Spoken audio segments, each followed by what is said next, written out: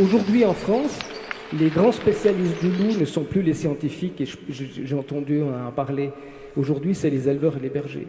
Moi, ça fait 25 ans que je travaille dans ce domaine-là, on n'est pas vraiment écouté. Aujourd'hui, on vous dit en France, voilà, tous les loups sont des hybrides.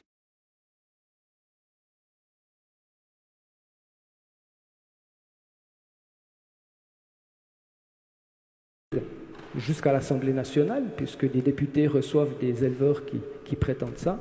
Il y a des chiffres qui circulent qu'en France, au lieu de 600 à 800 loups, il y en a 60 000, ça fait autant qu'au Canada.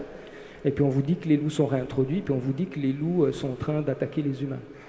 Puis en fait, moi je suis confronté à plusieurs types de loups. C'est le loup des scientifiques, c'est celui que j'étudie. C'est simplement un prédateur, voilà, qui peut de temps en temps bouffer des proies vivantes, c'est la réalité. Je suis face au loup des croyances, ça vous les connaissez tous, ces petits chaperons rouges. Et aujourd'hui, on est confronté au loup d'Internet. Et le loup d'Internet, il est vachement intéressant, quoi, hein. Il y a plein de choses, mais ce n'est pas un loup qui existe.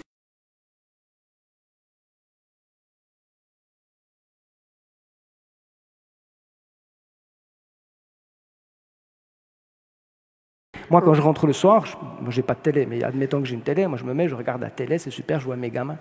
Le paysan, lui, ben, la nuit, le berger, qui est engagé à 35 heures par semaine, ben, la nuit, il y a des attaques, il doit sortir, il doit y faire la lampe, il doit ramasser les troupeaux quand il y a des attaques. C'est un travail phénoménal, qui n'est pas reconnu.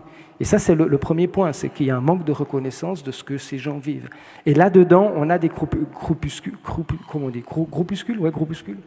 ouais, des connards, si vous préférez, qui en fait amènent tous les autres éleveurs dans une situation de conflit qui n'a pas lieu d'être. Je pense qu'aujourd'hui, on a les moyens technologiques de faire de la protection des troupeaux.